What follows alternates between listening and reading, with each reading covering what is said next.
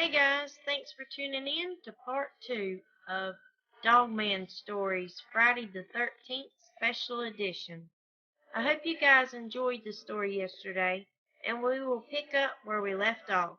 So without further ado, Devil Dogs.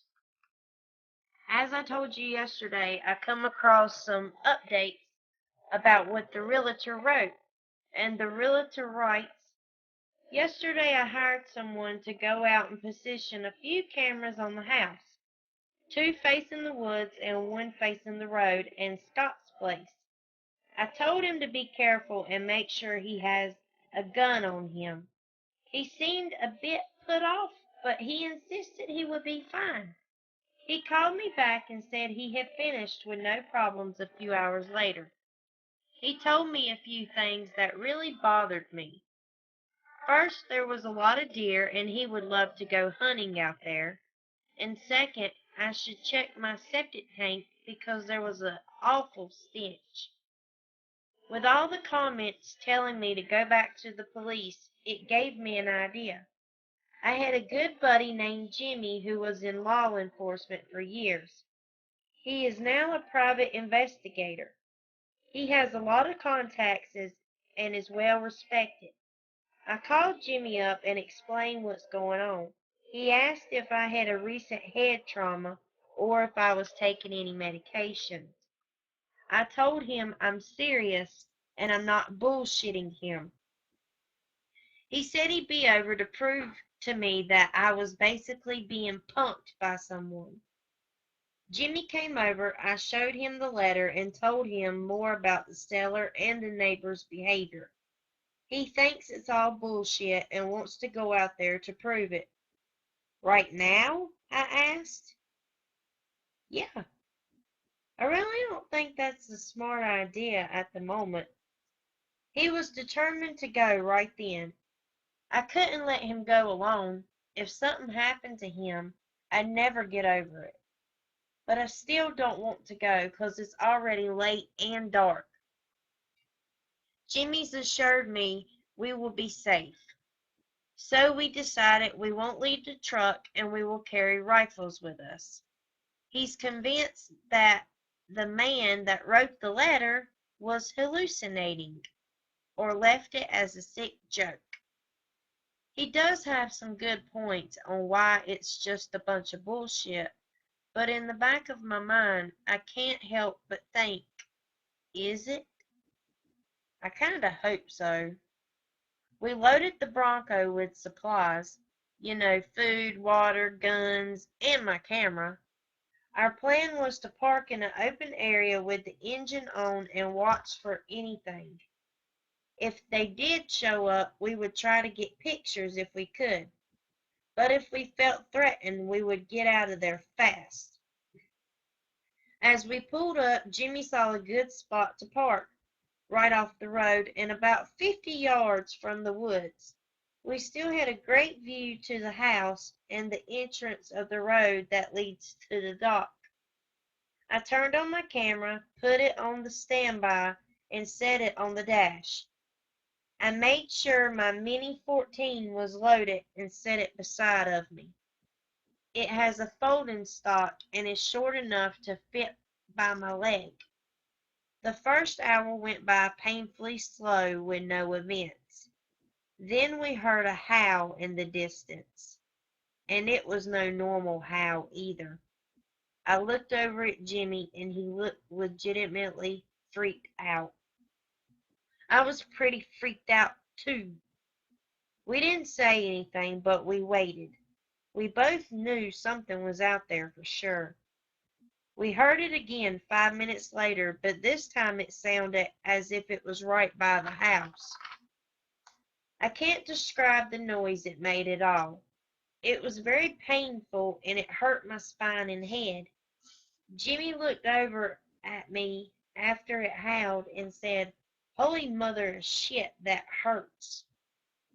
That's when we saw it. I saw the eyes first as it walked up the road that led to the dock. I was frozen, just watching it walk towards us, and that's when Jimmy shifted it into drive and floored it. It took me by surprise, but then I noticed the eyes in the rear view. I couldn't count how many. That was the most fear I had ever felt in my entire life. I couldn't scream. I couldn't speak. We drove all the way back in silence. Jimmy told me he had to stay over for the night. He was too scared to go to his place after seeing that. I was kind of glad. I was scared too. I think now I'm going to call them devil dogs. They look and sound just like the letter said. The howl was the worst thing I've ever heard. I think the howl projects a sound that is like a sonic weapon. My head still hurts, and Jimmy told me his does too. Jimmy told me to keep this quiet. If word got out to his groups, we would be labeled as crazies, or it could cause some fatalities. All of this happened yesterday. When I woke up, I went to check the cameras that had paid to put up on the property, and they had been completely destroyed. I hope it wasn't the devil dogs, because if it was, then they're more smarter than normal animals. When we got back to my place, I noticed the letter was missing, and the pictures of the property and the claw print had been deleted from my camera. No signs of entry to my house. Nothing else was moved or tampered with. I checked my surveillance system, and the screens go black for 15 minutes and then they return. It really freaked me out. Someone or something knows we had proof of these things, and they did not want us to have it. I contacted the seller and the neighbor I had run into who hauled ass and had a serious little chat with them. What they told me was very disturbing, and I felt the public had a right to know. I will compile all my notes together about the conversations and pass it as soon as I can. Jimmy went back home, but said he would soon return. I told him he had no obligation to get involved, but he insists on helping. He is just as curious and scared as I am. I don't know if I should update this with information, but I plan on it. Since the break, I have realized I may be in some danger for having this information. As promised, here are the accounts of my conversation with the seller and his neighbor Scott. When I first called up Richard, I confronted him about the letter I found in the house. Richard is the seller. After about 30 seconds of silence, he said, "Well, I guess you know about it then, so I might as well tell you." I also asked him how he escaped that night. This is his account, paraphrased by me. After I shot the one who walked towards me, they started to act different. They all approached closer and led straight to the house. The lead one started to wail softly while focusing on me. The wailing increased gradually, and I started to feel a warm sensation at the root of my spine. It kept getting stronger and moving up. It finally got to the base of my brain. At that moment, the creature stopped the wailing, but it stood in place. I started to have thoughts that were not my own. They were images of pain, pictures of me being torn apart and eaten, Indians being tortured by settlers, various men from generations ago and recent generations shooting or attacking them. Then I heard a voice from inside me tell me the one that made them had lived here long ago. He sent me an image of an Indian man being burned at the stake by settlers. He had tattoos and markings that didn't look like a warrior, but like a medicine man or a warlock. He told me that he had been created as protectors of this place by him during his death. He then sent me pictures of them masquerading the settlers that had burned the warlock.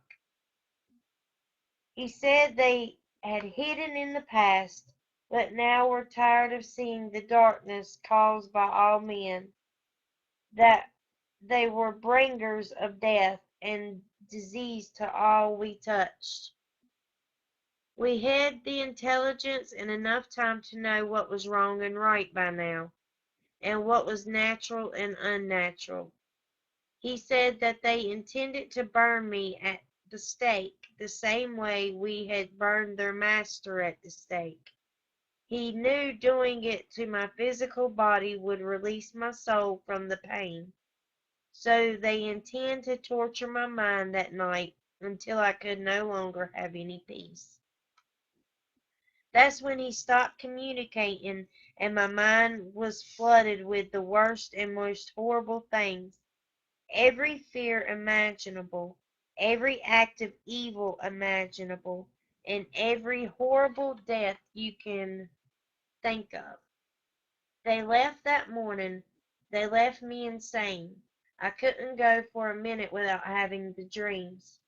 It's like they are demons inside of me every waking moment. Every time I sleep, I wake up screaming and seeing the visions. Richard said he wants to kill himself, but he is too scared that he will end up in a coma or as a vegetable, and he will be trapped in the visions forever. With that, he hung up.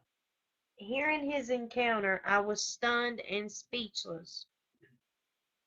When I called Scott, the neighbor, who Richard could not find, and assumed there had been a struggle, and the neighbor I ran into that was hauling ass out of there when I went over to him, he really didn't want to talk, but he told me an identical story that Richard had. The only difference was that he had been grilling and they surrounded him. He run trying to escape, and they chased him deep into the woods. He found an abandoned shed and took shelter in it, but they surrounded him and proceeded to send him the same thoughts. They both told me the devil dogs could harm you very badly, physically and mentally. They were very powerful spirits summoned by the warlock during his death to take revenge for his tribe. I had no idea what to do. I told Jimmy all of this, and he told me he was out. Dark arts and spirits was something he did not go near. I had no plans on going back and was thinking of what to do. I had no plan to fight these and did not want to go anywhere near the property. I tried to sleep that night, but it was hard. I woke up with two men standing over me.